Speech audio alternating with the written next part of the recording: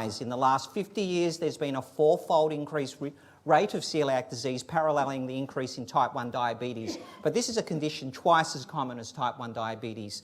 It's defined by gluten in the diet causing damage to the bowel, but a variety of other organ systems. And it can lead to a range of symptoms which can be quite debilitating and also substantially impair quality of life. And what we really worry about as clinicians is the long-term damage it can do when untreated.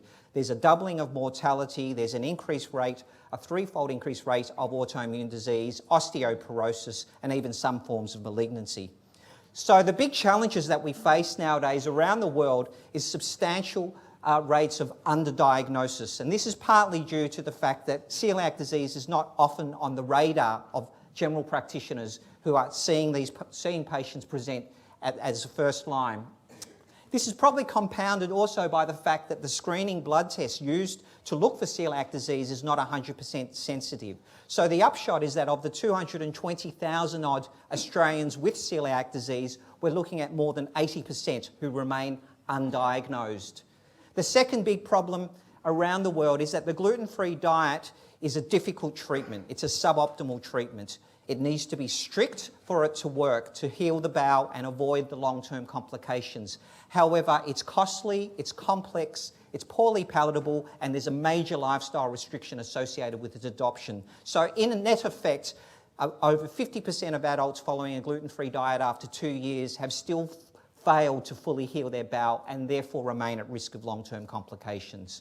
And thirdly, somewhat perversely, there's a substantial inappropriate use of gluten-free diet, particularly in Australia. And this is probably due to the fact that there are many people promoting the gluten-free lifestyle as a panacea for a range of symptoms, a range of conditions, without a lot of evidence to support that. And what that means is for people unnecessarily following a gluten-free diet, there can be delays or a barrier to proper medical diagnosis.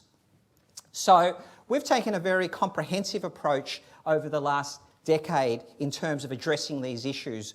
Wearing our clinical hats, and this has been initially led out by my colleague Dr. Bob Anderson, we've been very closely affiliated with Celiac Australia and supported a lot of public and medical professional education campaigns.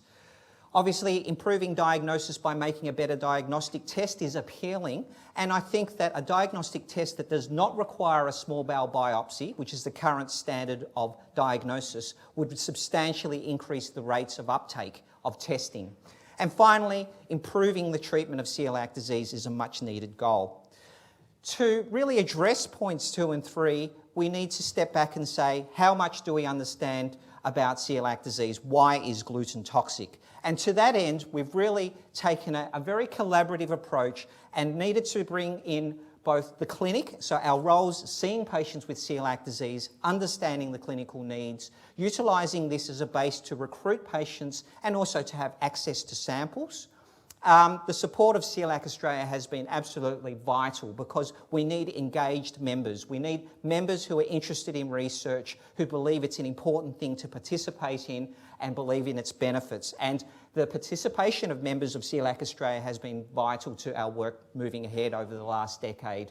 And clearly, WEHI as an institute has been a place of high quality basic science, which has been absolutely essential to move forward our initial observations, which Bob Anderson actually conducted in Oxford before he moved back to Australia. And I think that the real translational research ethos that is part of WEHI now is a real bonus because I think it allows us to move forward. And we're now at the stage of engaging with industry, and the company is Immusanti, which is an American-based company, and really to take a drug from bench through to clinical trials is an expensive and lengthy process, and the involvement of industry is obviously critical, and it really has highlighted the need for rigour in terms of the regulatory bodies who assess these sorts of trials like the FDA. So just briefly, how has this all come about? Well, celiac disease back in the 1950s was considered a childhood condition affecting the bowel. Gluten was toxic, but we didn't know why or how. And what's really been the key breakthrough was the discovery of key genes, immune-regulating genes in the late 1980s, which set the scene for understanding celiac disease as an immune-based disorder. And At the very basis of celiac disease, it's gluten-specific T cells, part of the immune system. And these T cells that react to gluten are the key. Now, understanding the specificity of these T cells, what parts of gluten they react to, would provide us with the ability to design new diagnostics or new treatments. And this wasn't a straightforward process. People had tried before but really struggled. And one of the pivotal changes was when Bob Anderson adopted a short-term gluten challenge, which allowed us to understand immune responses in blood. And this moved us away from the gut and looked at systemic responses in the blood.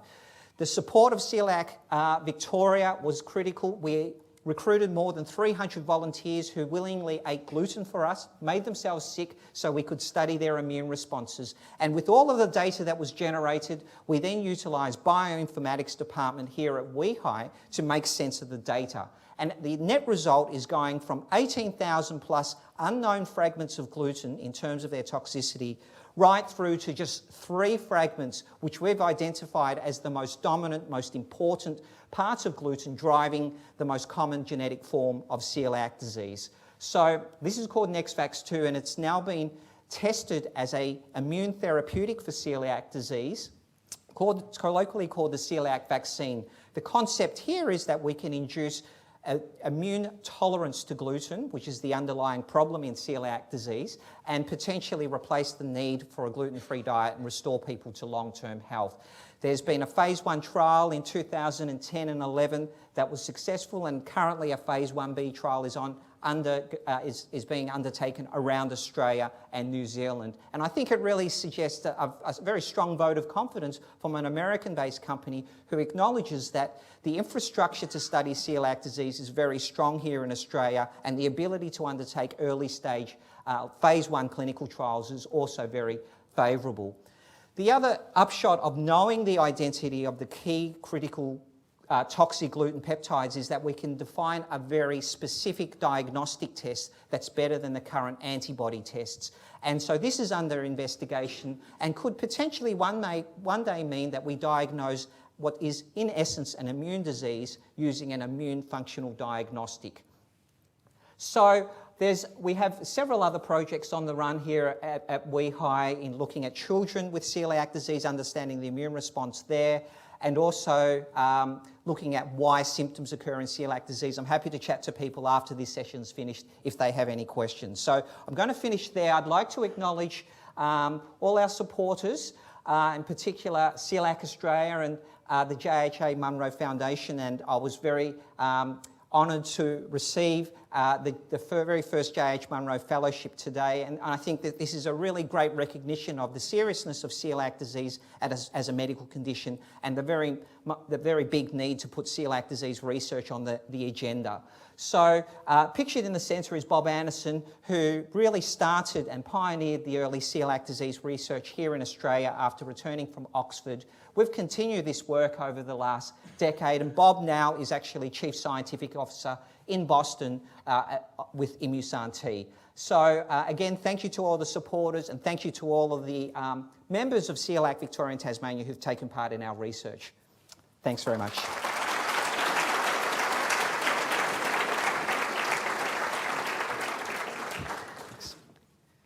Thanks very much. So I'm Andrew Wilkes, but enough of me. I'm here to introduce Professor Anne Kelso. Anne and I are pretty much co-evals from our days at the Walter and Eliza Hall Institute a long time ago. Anne was in the Metcalfe unit, I was in the Ludwig Institute for Cancer Research, which was nesting in there. And it was clear then she was obviously headed for stardom, and it's in that capacity really as director of the WHO Collaborating Centre for Research, Reference and Research on Influenza, that she's here to talk to us about chasing influenza. Thank you very much, Andrew.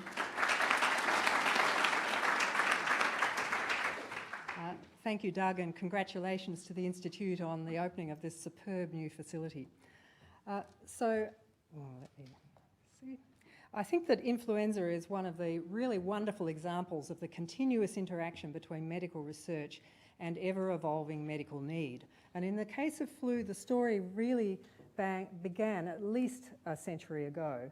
We know now that there were there have been influenza pandemics caused by new flu viruses that have crossed from animals into humans, probably at least 13 times in the last 500 years based on the historical record. You can see here that they happen at irregular and unpredictable intervals. But the most extraordinary one that's now just at the edge of living memory was the 1918 pandemic, which is estimated to have killed more than 50 million people. Now that's 2.5% of the world's population at that time. And of course its effect was devastating. We can see that in the preferential death of young people, young and middle-aged adults, seen here for New South Wales figures. And the fact that this virus shaped some populations, particularly remote populations, whereas in this case of an Alaskan village, almost all of the adults were killed by the virus in just a few months. So this was a devastating time, and it's had a very big impact on the interest in influenza ever since. Now, it's remarkable to think back and realise that at the time of the 1918 pandemic, nobody knew what caused it. And of course, that led to a great burst of research to try to identify the causative agent. And then the first isolation of a swine flu virus in 1931, the first isolation of a human influenza virus in 1933, and then the first development of relatively crude influenza vaccines in the 40s in the US, and here at the Commonwealth Serum Laboratories, building on Burnett's observations on the best way to grow influenza viruses in eggs. So today, of course, vaccines are a crucial part of our response to all sorts of influenza. Now, back as a result of the 1918 pandemic, when the WHO, the World Health Organization, was first being formed in the late 1940s, they decided even at that stage to set up an international network of laboratories to monitor influenza viruses because of fear of further pandemics and concerns, particularly in the 1940s, of the possible impact of flu on troops in major warfare. Today, this is a really extraordinary model network, not far from perfect, but really a brilliant example of what can be achieved internationally through global cooperation. Today, it comprises 140 WHO national influenza centres in 110 countries. We have 3 in Australia, in Melbourne, Sydney and Perth, and 5 WHO collaborating centres for reference and research on influenza, looking specifically at human viruses, and another one for animals. And those centres were first in London, then at the CDC in Atlanta, then ours, now celebrating its 20th anniversary in Melbourne, then a few years later one in Tokyo, and then just 2 years ago the China CDC became a WHO collaborating centre for influenza. So you can see that we have a really extraordinary global network of laboratories coordinated by the WHO in Geneva. Now the way this works is that laboratories in all of these countries send flu viruses from patients to whichever of the collaborating centres is of their choice. And you'll see that we mostly receive viruses, shown here in red dots for the countries that supply us, from the Asia-Pacific region. But overall, between us, the 5 collaborating centres receive viruses from all over the world. Now, what we do with these is, first of all, we're looking to make sure that there's nothing that's a potential pandemic virus, something that doesn't fit the norm of the moment. But then year in, year out, with the seasonal influenza epidemics that occur in temperate climates and even in the tropics, we're constantly monitoring these viruses for changes in their antigenic properties, their genetic properties, their resistance to antiviral drugs. And we're isolating suitable viruses for matching of the next round of vaccines so that we attempt to keep up to date with this rapidly moving target of changing flu viruses. So this network now plays a crucial role in selecting the components of vaccines for use around the world. Research has also now led to a really quite deep understanding of the viruses themselves, and up in the top left is an electron micrograph of the flu viruses showing their spiky surface. We now understand quite a lot about the hemagglutinin and the neuraminidase, which are the 2 molecules responsible for these spikes, and particularly about the hemagglutinin. And this must be really one of the most studied molecules in infectious disease of all time and all history, because of its importance and rapid changes causing seasonal epidemics and the occasional pandemic. We also have seen extraordinary advances in the treatment of influenza, and the pictures here from the 1890 pandemic, the 1918 pandemic can remind us of what it was like before modern medical care. On the right-hand side, we have the most extreme form of care that can be provided in rich countries like our own. And in the 2009 pandemic in Australia and New Zealand, 68 people received this really extremely intensive care in units around those two countries, extracorporeal membrane oxygenation, in order to keep those patients alive until their lungs could recover from the accumulation of fluid that was happening as a result of the swine flu. And 20% of those people died, but the remaining ones survived thanks to this kind of technology.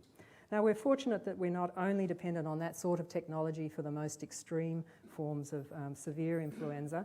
And again, we're very lucky that we've moved on from the recommendation to smoke in the 1918 pandemic or to use snake oil, I guess.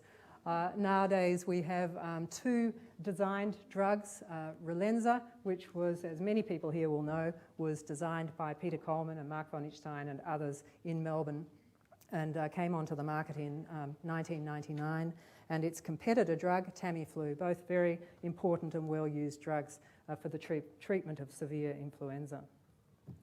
Another thing that we've learned from research over the last decades is how seasonal influenza epidemics are caused and how pandemic influenza viruses arise. And this is really central understanding for knowing how to prepare ourselves for future pandemics. And so we know now that the hemagglutinin on the surface of the influenza virus is a highly mutable protein, and that and under the immune pressure of antibodies in the human host, there is selection for mutant viruses where there are changes in the hemagglutinin so that our antibodies no longer recognize those viruses. And as a result, we can see, even in one season, quite dramatic changes in the shape of the hemagglutinin molecule on flu viruses, and it's these new forms of flu viruses which cause the winter epidemics with which we're very familiar every year.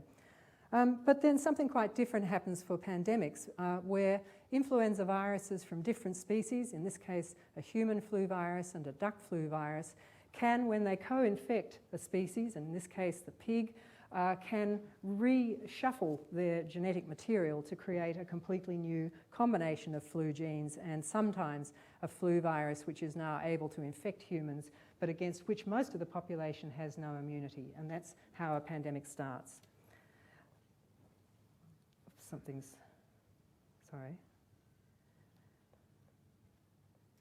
So nowadays, we've had the 2009 pandemic, a relatively mild pandemic we were fortunate to experience, but there is a continuing threat, of course, of future pandemics. We know that they'll keep happening. We can't predict when they'll happen. We can't predict whether they'll be severe or relatively mild, as the 2009 one was.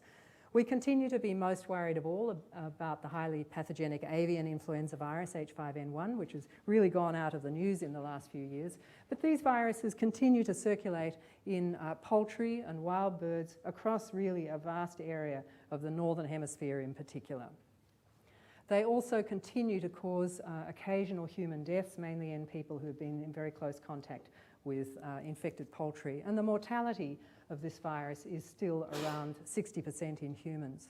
Now, some very important work has been published this year, controversial but important work, showing that as few as 5 amino acid changes to particular proteins in influenza viruses of the H5N1 type can enable those viruses now to be transmitted between ferrets, not between birds, their natural host, but between ferrets, which are an animal model of human influenza.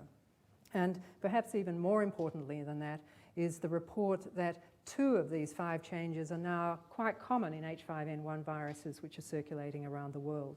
Now, these viruses are not necessarily more virulent than the current ones in circulating in birds, but nevertheless they remind us that these viruses aren't standing still, and this threat is, if anything, increasing, not going away.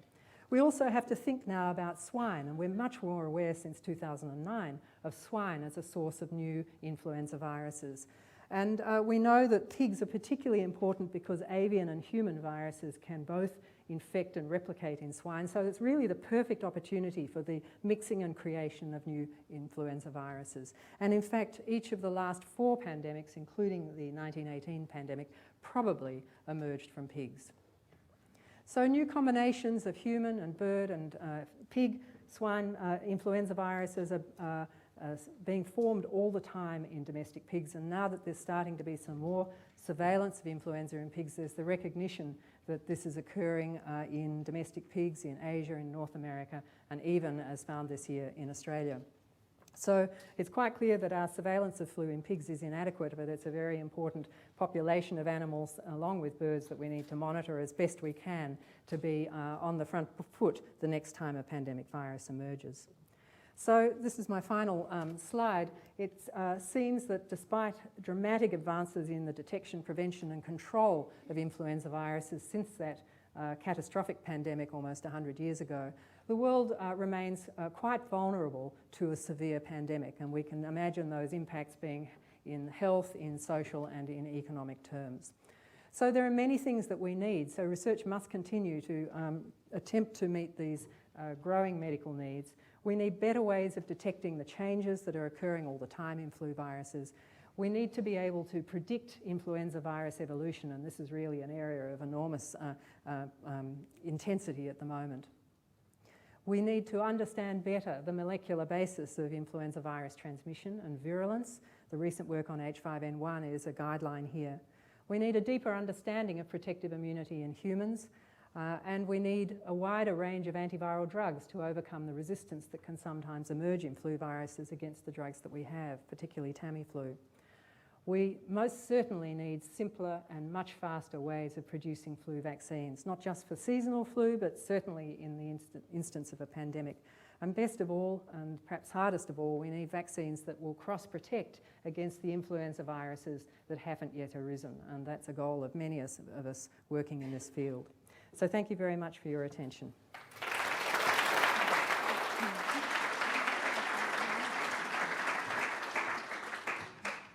Thank you, Anne. And now it's a great pleasure to introduce someone who really needs no introduction.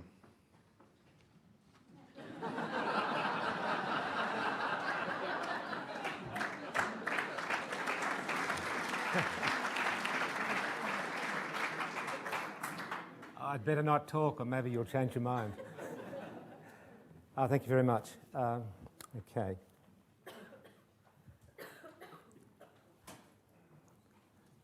Okay, that's not the first slide. Okay. So type 1 diabetes is nearly as frequent as celiac disease, actually. And as many of you will know, of course, it's due to an immune response against the beta cells in the pancreas that make insulin. And the islets of the pancreas, which contain mainly beta cells, become invaded by immune cells, primarily lymphocytes, T cells and B cells, after an initial innate immune activation there, destroying the beta cells, leading to a lack of insulin, a rise of blood glucose and symptoms. Now, this is a major chronic disease from childhood. It's very expensive, not only in personal and family terms, but also in health budget terms. And you can see here that the basic cost of type 1 diabetes is $6,000 a patient per year. The direct costs are $800 million per year, and the indirect costs probably around $10 billion a year in Australia. I came here in 1987, courtesy of Gustav Nossel. He captured me from the hospital next door, and it's the best thing that ever happened to me.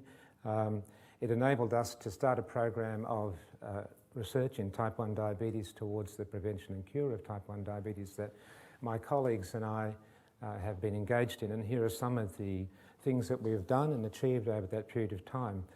And when I say we, I mean lots of people, but I want to give special credit to Andrew Liu, who's probably here today, Tom Kay, who's now at St Vincent's Hospital, and Peter Coleman, Peter G. Coleman, not the other Peter Coleman of Valenza fame, who's head of endocrinology at the Royal Melbourne Hospital.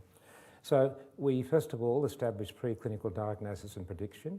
We did the first prevention trial, and in fact we've done 12 other trials, not all in type 1 diabetes since then, from WeHi.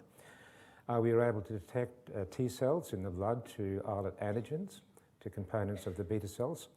And we showed, I think, for the first time, the key role of proinsulin as an autoantigen in driving beta cell destruction. We showed that if you gave proinsulin or proinsulin peptides or insulin orally or nasally or by aerosol to mice that get spontaneous type 1 diabetes, but that would induce protective T cells that we call regulatory T cells and prevent diabetes in the mouse. And this was a proof of concept for the subsequent trials that we're doing. With Margot Honeyman, we showed that rotavirus was a potential trigger for type 1 diabetes, and as I mentioned, we've done now 3 nasal vaccine trials with insulin. More recently, we showed that the threefold increase in the incidence of type 1 diabetes is due to the environment, and that obesity and cell stress associated with a number of environmental factors cause insulin resistance, as they do in type 2 diabetes, and promote the development of type 1 diabetes. And most recently, we've discovered a new mechanism of immune regulation, which I'll just touch on briefly, and we've discovered or shown that there are stem cells in the adult pancreas which are capable of becoming beta cells and making insulin in response to glucose.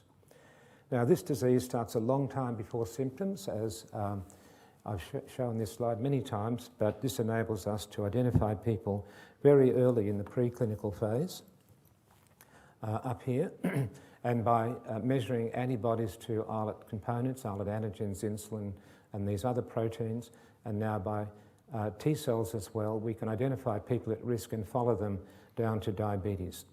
And this enables us to institute early intervention prevention treatments at this stage, and hopefully eventually in people who are simply genetically at risk and who don't have even the earliest preclinical signs of type 1 diabetes. Now, someone will ask, well, what are the environmental factors?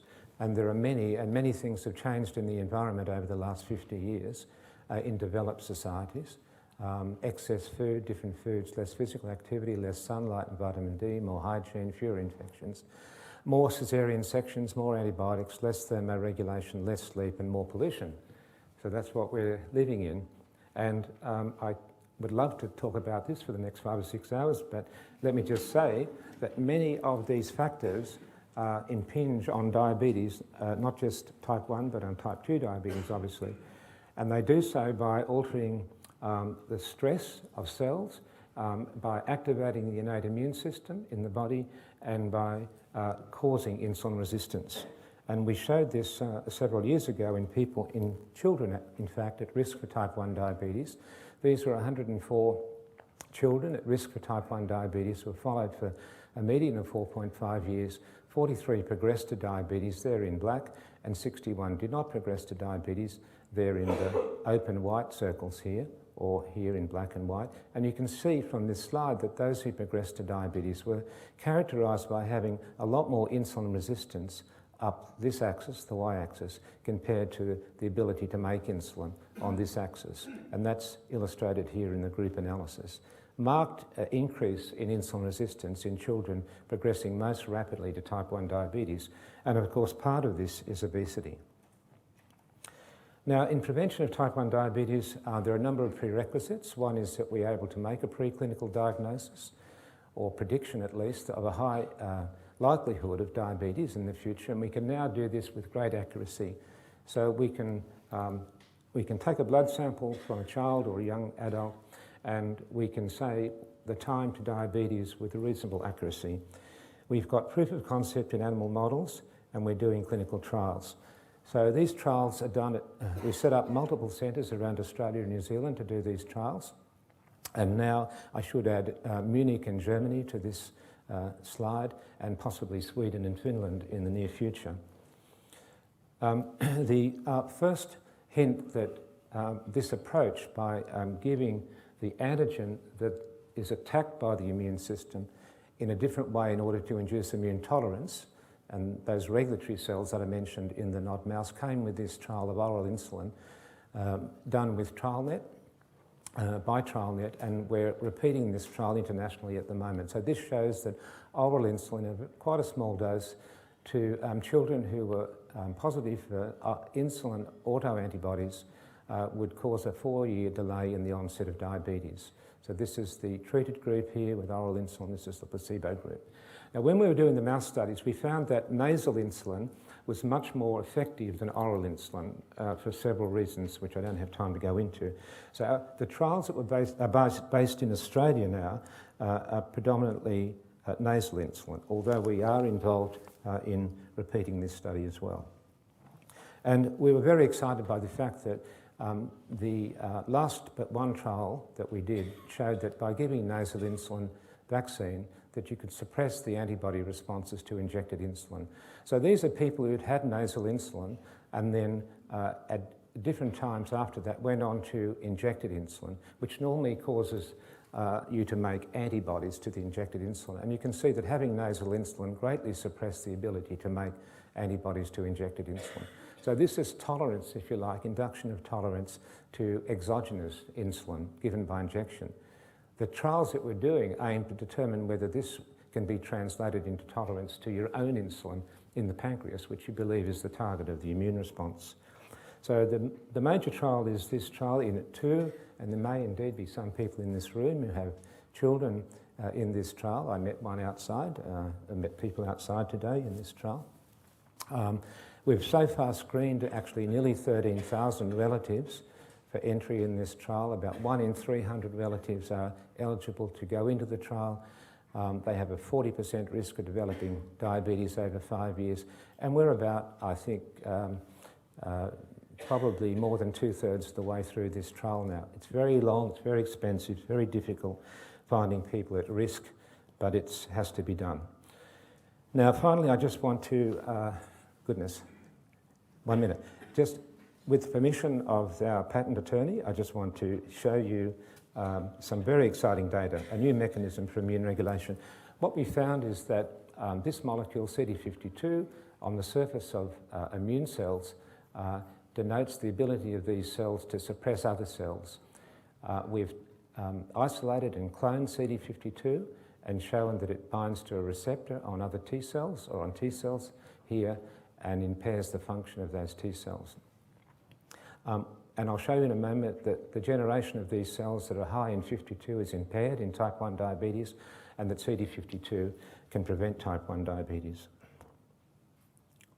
So just quickly look to the left here, and these are people at risk for diabetes, and these are people with recent onset diabetes.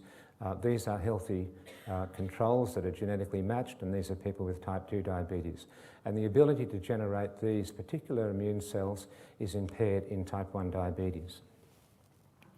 And when we take these cells out of a mouse or out of immune cells from a mouse and then transfer those cells to another mouse that doesn't have an immune system here, the recipient mice goes straight to diabetes.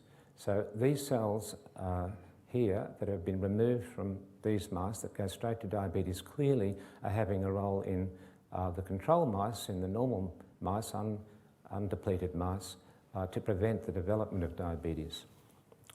And making the recombinant molecule, the CD52, we showed that it could suppress not just human but mouse T cells. So here it is here suppressing, this is the control here, a response to ovalbumin, and it's being suppressed dramatically by the recombinant CD52 protein here and also here with a different stimulus. And finally, if we inject CD52 into a mouse, it will substantially suppress the ability of immune cells in the mouse to make these hormones, these immune hormones called cytokines in response to T cell activation. So this is two different sources of blood here. This is without and this is with injection of the CD52 protein, marked suppression of the T cell response in the mouse in vivo. And then just to finally to show you that injection of CD52 very early at the time mice first become type 1 diabetic here, 6 doses over 2 weeks reduces the blood glucose in these newly diagnosed mice compared to controlled injection here, which is just a controlled recombinant protein for the CD52. So looking ahead, we've made a lot of progress. We haven't prevented type 1 diabetes, we haven't cured it, but I'd say that we started down here somewhere in this maze and we're sort of up here somewhere, and if we want to be on this hill over here, we can actually see where the hill is now. Okay.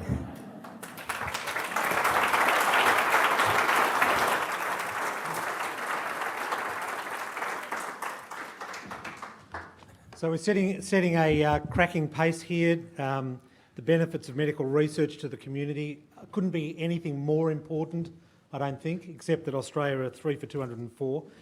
Just being updated. I'd like to introduce Andrew Roberts. He's a haematologist from the Royal Melbourne Hospital, long association with the WEHI, and is a wonderful clinical trials researcher. Thank you very much for that introduction, Mark. Mark and I go back a long way ever since I came down to Melbourne to work in 1992 after graduating in Queensland as a young blood cancer specialist, and I thought I'd come for 1 year, and barring a couple of years in the US, I'm still here and hoping to stay for the rest of my career. And that's because the Walter Eliza Hall Institute and the campus that it's based upon is amongst the best places in the world to do the type of research that I want to talk to you about today. And that's about how we go about developing drugs in the modern era, and particularly drugs against some very tough diseases. It's quite a personal story because it's about the diseases that I treat every day over at the Royal Melbourne Hospital, and at the clinical trials we're going to finish up with involve some of the patients that I have the privilege to treat. I am going to be talking on behalf of many people, and I'll try to acknowledge some of them as we go along.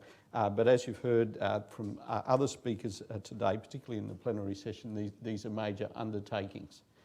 Now, it's a WEHI-centric talk because, in fact, the story started here. And like many stories about drug development, it started a long time ago. In fact, approaching 25 years ago, when the person who's now the Deputy Director of the Walter and Eliza Hall Institute was a humble young medico doing a PhD in the laboratory of Jerry Adams and Suzanne Corey. And David Vaux was the first person to discover why cells have a protein called BCL2 within them. And David had been interested in that because this appeared to be associated with cancer.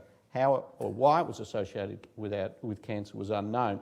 But his discovery that BCL2 was there to keep cells alive really opened up an enormous field of research, now known as apoptosis, that has changed thinking about a number of areas in medicine.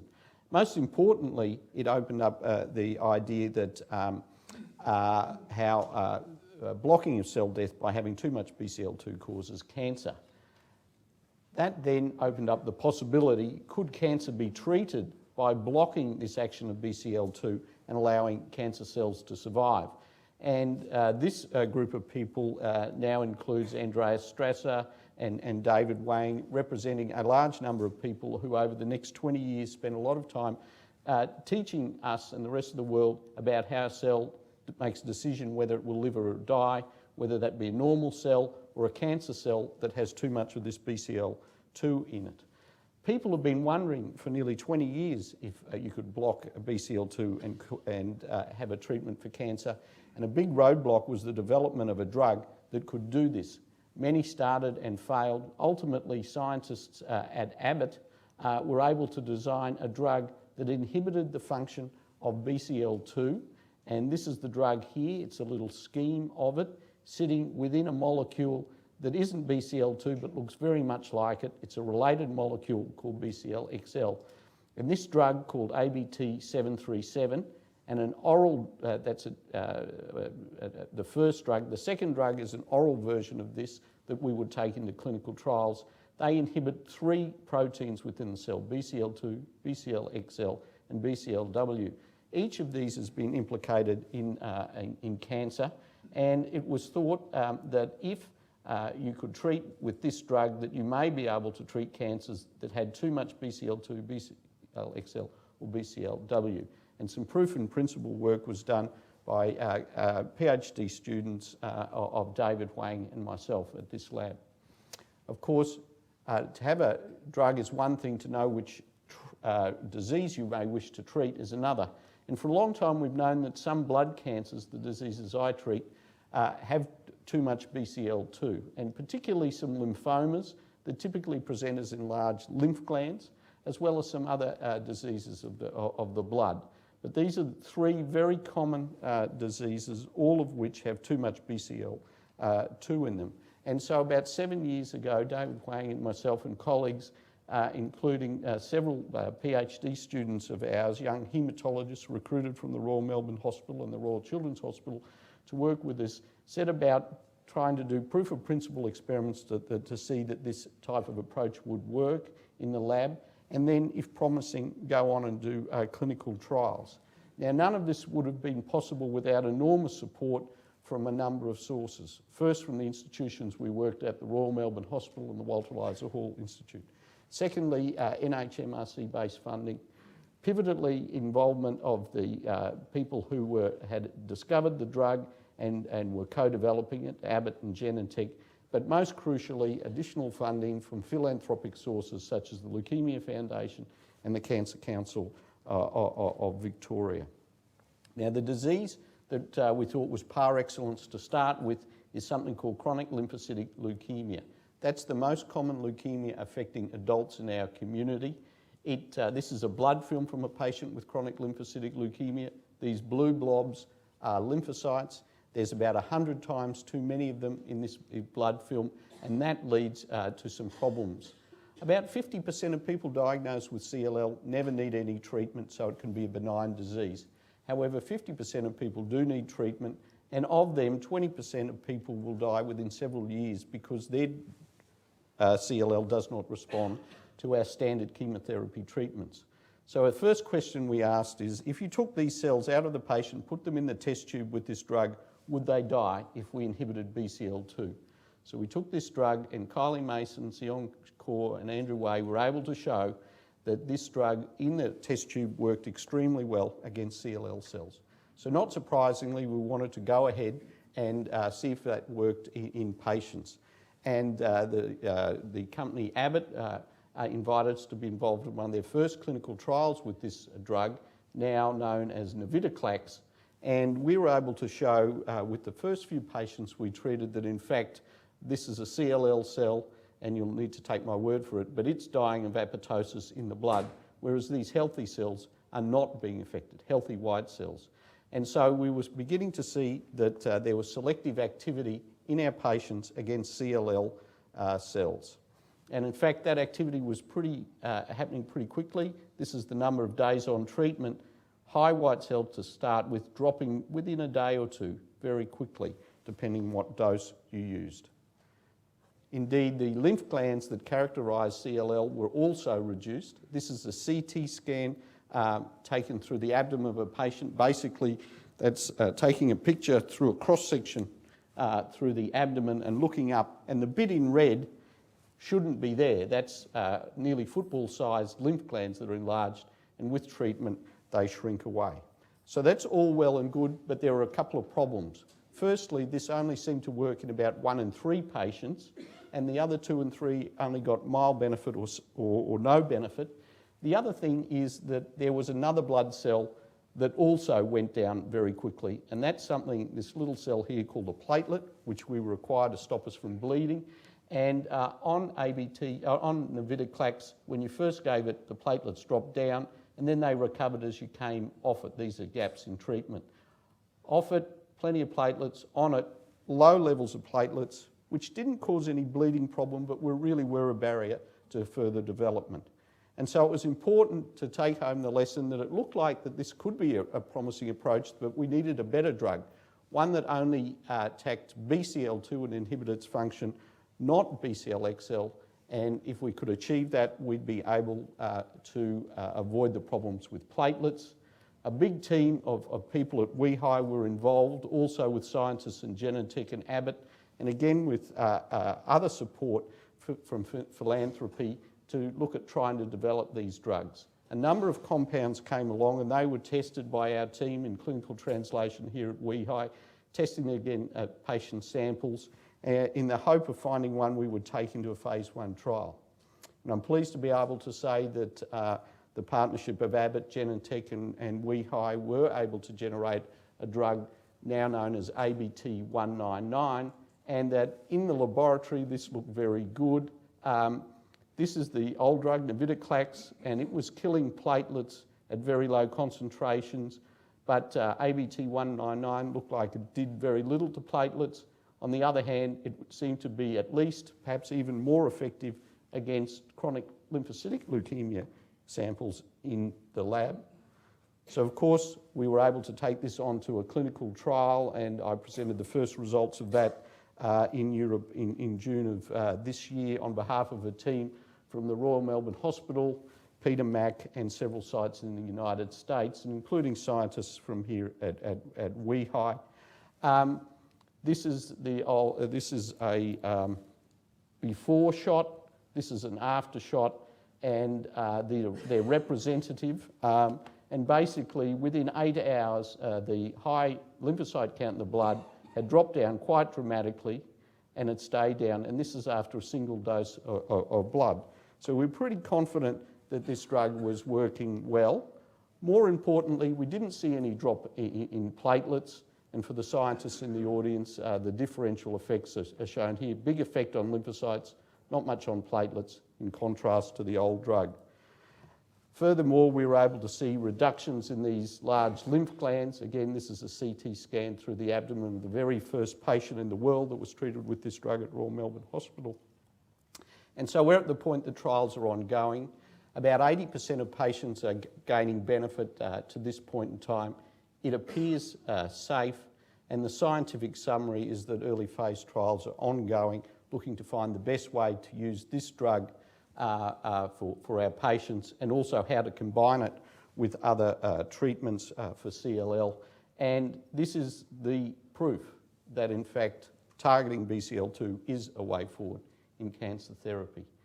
And in finishing, I just wanted to say that this is another example to go with the one that Don Metcalf has told us about today, about discoveries in basic research really do enable us to make advances in clinical medicine. But they take time, they need large teams, there must be partnerships, particularly with industry, and also we need the support of philanthropy. Thank you.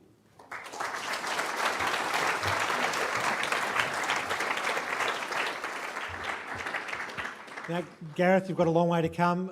You know you've only got 9.5 minutes, and it'll be a pleasure to cut the knees off from the CEO if he goes too far. So Gareth Goodier is the CEO, the new CEO of the Melbourne Health Network. He's a medical practitioner. He worked overseas extensively. He's worked in parts of Australia. He's come back from the Cambridge group to work at the Royal Melbourne Hospital, and delighted to have him come along to talk for 9.5 minutes today. Thank you.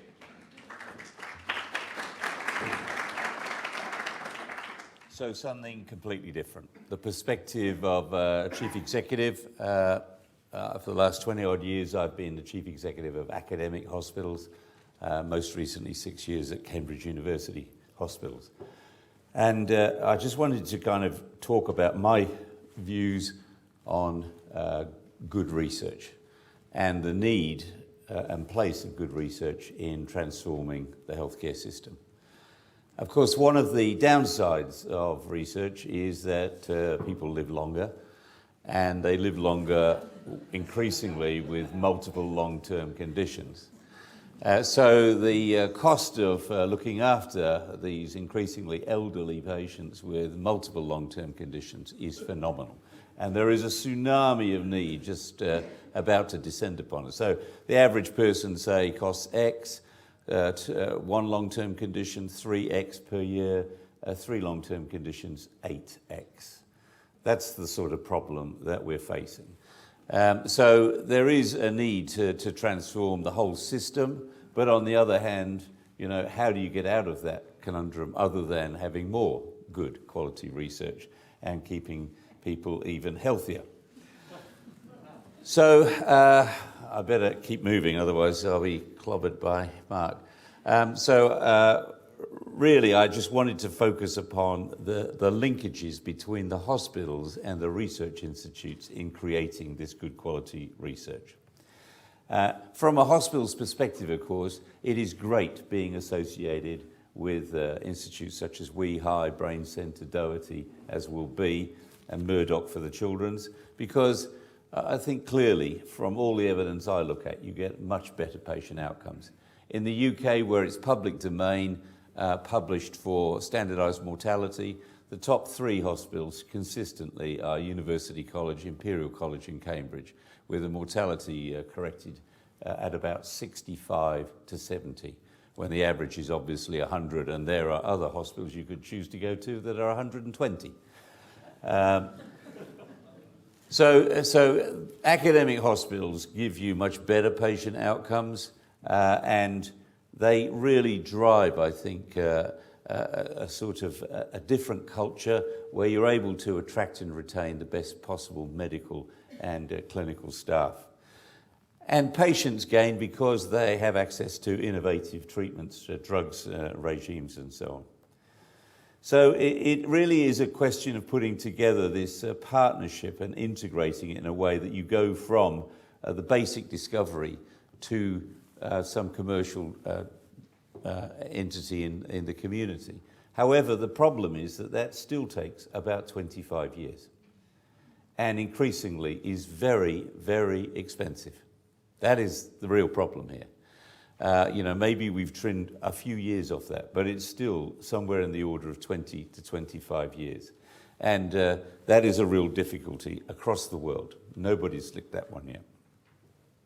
So we are trying to bring this together in a way that we are able to get the discovery, link it to good hospitals, which is where the patients are, and build a community of clinical scientists that can actually walk from a wee high to a Royal Melbourne and the like, and feel very comfortable with both the clinical aspects of treatment but also the scientific aspects. So it needs a whole system approach. It needs all these different folk, and that's why a sort of precinct or campus approach that we have developed here. I mean, there's generations of dedicated work gone into developing Parkville, but I see it as an incredibly exciting state to be in, having had the input of all of those years from dedicated people and now having the facilities and attracting increasingly some of the brightest international players to come to Parkville. We have that at hand, and all of this is at our fingertips, so that really I think it's up to us to wreck it. We should go forward and achieve stellar results. From a hospital's perspective, we have to deliver these 3 things, but it's important, I think, that there are some hospitals that really do focus on the research. And I am not one for dabbling in research. I don't think that you should spread the research dollars all over the place. Professional researchers are what is required, I think, because the literature is littered with poor quality research, where it's statistically invalid, methodologically unsound, and which is just frankly a waste of money. So I'm very keen that research is in the hands of professional researchers who have a proven track record, frankly, and that have kind of graduated from the trainer wheel research in institutes such as WEHI. Having been in Royal Perth and the Kids and Women's in Perth, Royal Brompton, North West London, which had 23% of the NHS research budget, I knew a bit about research. In Cambridge, I discovered about wealth creation.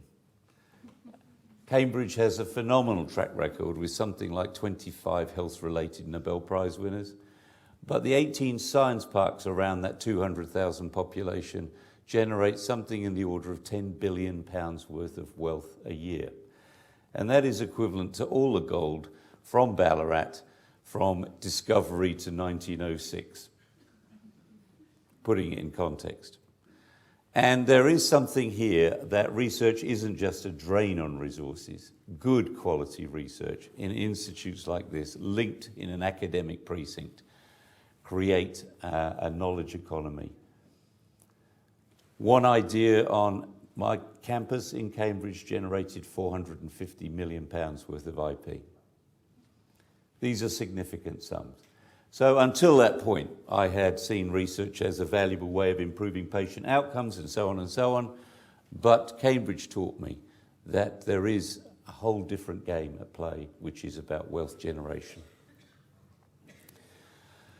So I think we're all probably in this room committed to this, and there are many different aspects where good research plays a role, not least being in how we persuade people to change their behaviours. It doesn't always have to be at the molecular level.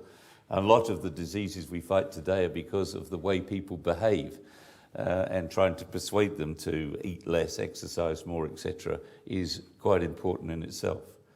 So we need to learn how to win through on community engagement and translating, quality research in an environment such as this into health policy.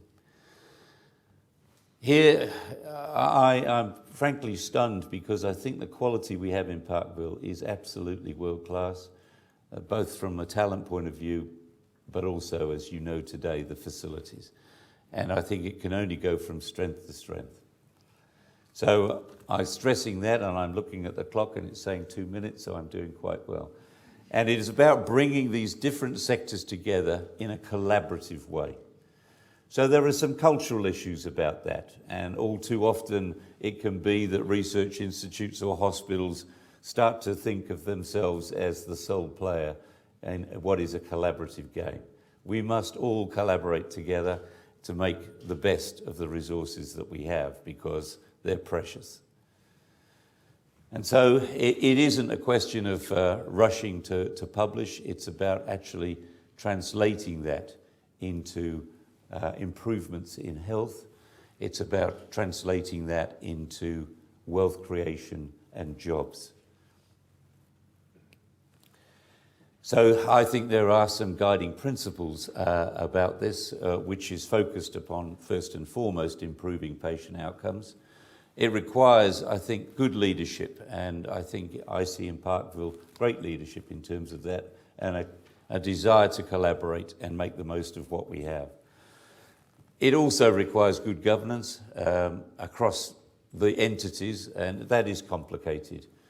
Many of us, I guess, in this room are involved in VCCC. That is a complicated governance arrangement, and we just need to stick with it and work through those issues. The UK has lost significant market share in clinical trials, dropping from 6% global market share to 2% in the last 5 years alone. So they've become quite worried about their performance in clinical trials and have put a lot of effort into improving their clinical trials. So they've introduced the sort of metrics that the pharma companies have on every PI, and have driven hard things such as time for approval, time to first patient, and so on. And it's important that we are recognise that we're competing in a global market share for those sorts of things, and must be slick in following through on our clinical trials. And I think what I've seen today with the fabulous attendance is great community support. It's important, I think, for research to have that community support and engagement. Because we're all here really trying to fight this burden of disease. So with 22 seconds to go, thank you very much.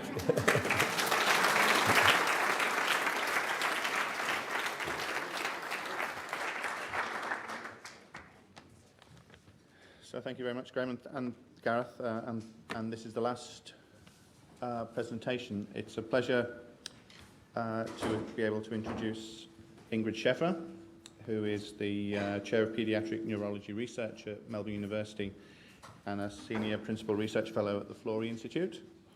And her talk asks the question, how can lessons learned from epilepsy inform the autism vaccination debate? Take your time. Thank you very much, and thank you for the great honour to participate in this very important day for the Florey celebrating medical research. Now, I thought I'd touch on something that you've heard about, which is the autism vaccination debate, and really give an illustration of some of our research and how that might inform this debate. So I'm a paediatric epileptologist, and when I see a child or even an adult with epilepsy, I set about making an epilepsy syndrome diagnosis. And this is an electroclinical puzzle where you look at the age of onset of the patient, the first seizure they present with, what other seizure types might emerge over time, how that child develops, was it normal or abnormal, and does it stay normal? Does the child have examination or abnormalities on examination or on neurological examination? What do their EEG, their brainwave tracing, show in their brain MRI scan? And now we have some genes that help to complete this electroclinical puzzle of an epilepsy syndrome. So I've had a major interest in a particularly severe early childhood epilepsy called Dravet Syndrome. And this is where you have a developmentally normal and well six-month-old baby who presents with their first seizure, and it's a prolonged seizure, which we call status epilepticus, often triggered by fever. It may involve jerking down one side or the whole body. And the baby goes on to have several of these episodes over the next 6 or 12 months, and then develops a range of other types of seizures, including different types of staring spells, jerks, and also episodes of staring that can last several hours. And here you see a 21-month-old boy I look after from Tasmania. He's about to have a photic light to trigger a seizure, and he has a cluster of little myoclonic jerks. And at the end you'll see he cries, and it shows the seizure's ended, but he doesn't. Typical one again? Yeah, just Okay, fine. So these children with Dravet syndrome have normal development in the first year of life, but then it slows, they might go backwards, and they generally do poorly with intellectual disability. They walk a little late at 18 months, and they later on develop some mild stiffening or spasticity and unsteadiness. They're having lots of seizures usually between 6 months and 2 years, but during that time their EEG is normal, and then they develop a lot of epileptic activity, which is both generalised and focal. And then the final bit of the puzzle that was discovered in about 2001 is that the majority of children with this disorder have a mutation of a sodium channel gene, and that gene encodes the alpha 1 subunit of the sodium channel. And you can see here the sodium channel embedded in the cell membrane, and the alpha subunit is the one through which the sodium ions pass into the little gateway into the cell. And so the bit of the puzzle that was then completed was that 75% of children or adults with Dravet syndrome have this sodium channel mutation, SCM1A, and that's our electroclinical puzzle of Dravet syndrome. So with that as background, I want to move on to what's called vaccine encephalopathy. And this takes us back to the London Times, May 1993, and a victim of whooping cough vaccine earns £2.75 million for what that vaccine did to the child's brain. So what do we mean when we talk about vaccine encephalopathy? Well, it's the development of encephalopathy, which really means seizures and developmental slowing in a previously normal child. It sounds familiar, doesn't it? And in these families, they have very much a claim of a causal link to the pertussis or whooping cough component of what we call triple antigen vaccine, diphtheria, tetanus, pertussis. And this obviously has public health consequences and medico-legal implications. Now, despite these claims, there are large-scale epidemiological studies in the US and the UK that show that there is no association between vaccine and encephalopathy. But if you're a parent and your child starts to fish within 48, 72 hours of vaccination, you firmly believe that's the cause, and often your clinicians agree. So in this study, we had 14 patients that fulfilled the criteria of vaccine encephalopathy.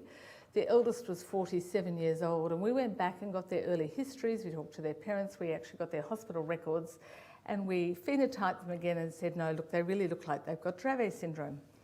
13 of these had had onset with the triple antigen vaccine, and 11 of the 14 had these SCM1A mutations. So we showed that this so-called vaccine encephalopathy actually had a genetic cause rather than the postulated immune response to the vaccine. And at the most, we thought that the vaccine could trigger a genetically determined disease. The other interesting point was that the families claimed that the vaccine did it because we have no family history of epilepsy. But the reason that they have no family history was shown at a molecular level, that the patients actually had new mutations in that child, and therefore there was no family history. So this finding obviously has both societal consequences in terms of uptake of vaccination and medico-legal consequences. So then we asked the question, well, is there any relationship at all between seizure onset and vaccination? And in this study, what we did was we got the source documents of a timing of vaccination and the source documents from the hospital so that we had an absolutely accurate day of the first seizure presentation. And we looked at the time between vaccination and seizure onset. I know many of you will be very familiar with the old-fashioned maternal and child health books. They now look much swisher than this. And you can see here that you have the date documented of vaccination, but unfortunately we don't have any time on that. And you can see vaccination is very good for you because this is my colleague Sam Berkovic, who's done all this work with me, and his son 26 years later is looking extremely well thanks to vaccination. So here is our data, and we had 37 cases of Dravet syndrome who had sodium channel mutations, and we had validated dates. And of these 37, 24 were distant to vaccination, so not within 72 hours of vaccination, and 13 were proximate. And you don't need any convincing, I'm sure, to see that we have a definite peak here in the first 2 days. So what we did then was we looked at those cases very carefully and said, do they look any different to the other cases that were not related to the timing of vaccination? And we found, in fact, that they were exactly the same, apart from one point, was that the vaccine-related cases started 7 weeks earlier at the 4-month vaccination. We found that out of this cohort, 1/3 had an onset associated with vaccination, and as best as we could tell, the vulnerable period was 40 hours after vaccination, within 40 hours. So we think that this infant was destined to have Dravet syndrome, and the vaccine probably triggered the onset at that time. So how does that translate? Well, the first thing is that in children with Dravet syndrome, there is no contraindication to vaccination. We understand that families with children with Dravet syndrome are extremely scared of vaccination, and so now I arrange for them to have their vaccination performed in a safe environment, such as the vaccination clinic at the Children's Hospital.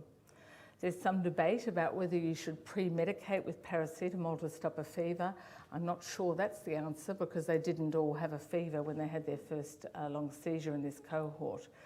And I suspect that these children will just have their seizure with the next trigger. So if it wasn't the vaccine, it would be the next febrile illness. So just to take this back to where I started, there's been huge hype about vaccine and autism. And it's constantly in the press, and there are large legal cases in the US about not vaccinating your child. And I guess I just wanted to draw some analogies of what we've found with the autism debate. Autism spectrum disorders are actually more genetic than epilepsies. If you look at twin studies, they have higher concordance rate for monozygotic twins. 1/3 of children presenting with autism spectrum disorders have regression, and that regression occurs at 18 months, and that coincides with the measles, mumps, rubella vaccination timing approximately. So there's a huge claim that the MMR vaccine is causing autism, but I think that our research poses a good story for why in autism spectrum disorders it may well be genes that are being expressed at that age rather than the vaccine.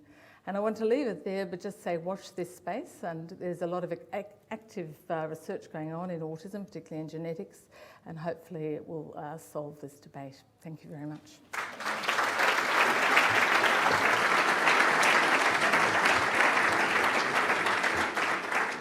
So I might ask our speakers to come up on stage. We're going to have 10 or 15 minutes of questions. Doug Hilton told me I had to finish at 3:15, that's about 4 minutes. Come up, please. I've never listened to a word Doug Hilton has ever said to me, so we're going to go for probably about 10 minutes. 10 years at Weehigh, 5 years in the furnace of Don Metcalf's lab, and, and 5 years of wonderful support from Gus. I think we've been really fortunate just to have the links with the patient advocacy group. So in our case, in my case, Celiac Australia, and I think it's these links have been critical in sort of understanding the needs for the patients and then directing the research in terms of a relevant way. a great wife, or two. They are both great. They still are. And they have a common enemy. Hard work. A mother who inspired me, despite coming from a very poor background. And great colleagues that sort of share your vision and are unsung mostly. And finally, some sort of genetic thing, perhaps you could tell me what it is that just says, keep going. Yeah. Thanks, Len. I guess I'll pick up on the colleagues. The key for me is senior colleagues who inspired in the early days, and now it's junior colleagues that when I think something can't be done, they say, "You're so old-fashioned, Andrew." Of course it can. I don't know whether mine's working on its own. Perhaps try it. I guess I measure my successes in terms of a balanced scorecard across the hospital. First of all, patient outcomes, but also staff engagement, which is measured regularly these days. Meeting budget is a good challenge, and so on. So there are, in Cambridge, I would follow 1,000 metrics a week in terms of measuring the performance, and so it's quite easy to know whether you're succeeding or not. Questions from the audience or comments? I'd really like to ask Ingrid about this terrible debate that arose about vaccination, because it seems to me one of the failures of the scientific community to engage with the public. Because everywhere, I think, it's a fantastic story. I actually hadn't heard that before, but there's enough science around for me to know this thing was just crazy. And yet, even very intelligent members of my family passionately believe that vaccination has caused these problems. So I just think we have a huge communication problem, and I just wonder how, as a scientific community, you must be deeply involved in this. How you can communicate to people who just have had such a tragedy and they want an explanation. Is there any strategies you've used to try and get that awful message across? There's just chance. I think it's a fantastic question, but I think it's obviously really hard to answer. I think one thing is genetic literacy. And that's certainly happening in schools and with the younger generations. It's certainly not that good in the older generations. And we've studied families for the last 20 years, and the 80-year-olds don't want to talk genetics at all. And so that's changing. So I think genetic literacy is one. The second thing is we need good media around it. And Sonia Pemberton, I'm sure some of you are familiar with her. She's a director, an Australian film director who does documentaries, and she's just at the final stages of a movie called Jabbed. And that's really about vaccination, and it's against the anti-vaccination lobby. And one of my Dravet families is one of their 6 themes. There are numerous other very important ones, but one of my Dravet families is one of the themes. So I think that's a good thing, but it'll probably go out to the wise rather than the ones who need it. And we had in our original study, we had an English father in a family from the UK, and the father wouldn't get the parents tested. They'd had a payout, they didn't want to know. So there's a part of the human condition in there. Not sure I answered. Other questions from the audience? Yes, over here. I have a question about celiac disease. Are you anticipating with the vaccine that they will be able to eat gluten products, or will they still have to be cautious? Right, so I'm actually wired up here. So the underlying problem in celiac disease is the immune intolerance to gluten, which means that ingesting it will cause all of these problems. And I guess the holy grail is to actually reverse that intolerance. We know that actually happens in nature in a few cases, that people can actually develop tolerance naturally to gluten. And so the aim of the treatment is to artificially induce that. So yes, the aim would be to allow people to return to a normal diet without experiencing the adverse effects. Other comments or questions? I asked the gentleman on my left. He raised a topic that is very rarely raised in Australia. And I asked this question as a 75-year-old who had a dream run in health until now, and perhaps things start going downhill from now. Why isn't this debate being conducted? Are we too afraid to conduct it? Or do we assume, like the doctors who treated the wonderful lady, the Queen Mother, and Mr. Desai, the Indian foreign minister, if my memory is correct, who had broken hips at 99 and had extensive medical research, and I said, what are the ethics of treating 99-year-olds? And the doctor said, we take an oath to treat everyone. Does everyone not only aspire to full and complete health treatment into old age, or should we have a debate about the adjustment? Not that they won't have complete control, but see a balance between. I think it should be discussed. You're the only one I've heard of in recent times that stands there on 2 feet and raises it. Well, I think it is debated, but probably in sheltered classrooms and closed environments. And it has changed over the years. When I first qualified in the UK, there was a limit on a do not resuscitate of about 65, which some teams followed relentlessly. But I think the reality these days is you can have some very bright and perky 99-year-olds with very full lives and some 60-year-olds which don't. So you have to, I think, take all of that into account. And by the time you go to Japan, there are about 120. I remember going to a nursing home there, they had 120 and, several, maybe a dozen over 100. It was just amazing. So I think age is part of it, but really it's more what is the quality of life of the person.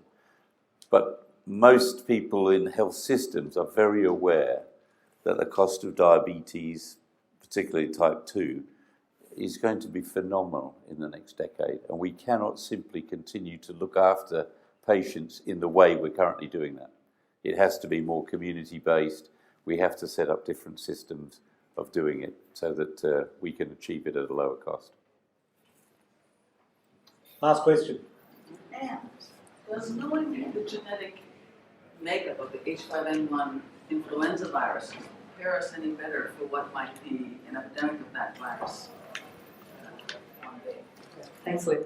We're getting to understand better the locations on different proteins of the flu virus, which are important for transmission or sometimes for virulence or for other aspects of the biology. It's not as simple as being able to look at the gene sequence and say, aha, that's the next pandemic virus. But I think the direction it's moving is a much greater understanding of the structural changes that do actually influence, for example, whether the virus has combined receptors in the human respiratory tract as opposed to a bird epithelium. So it's moving in that direction, but it's unfortunately not quite there yet. Okay, so look, on this very special day, I think on behalf of my co-chair, Andrew Wilkes, we'd like to thank you for attending a public lecture entitled Translation, Delivering the Benefits of Medical Research to the Community. I found it fascinating to hear these talks, and I'd like you to put your hands together for Jason, Anne, Len, Andrew, Gareth.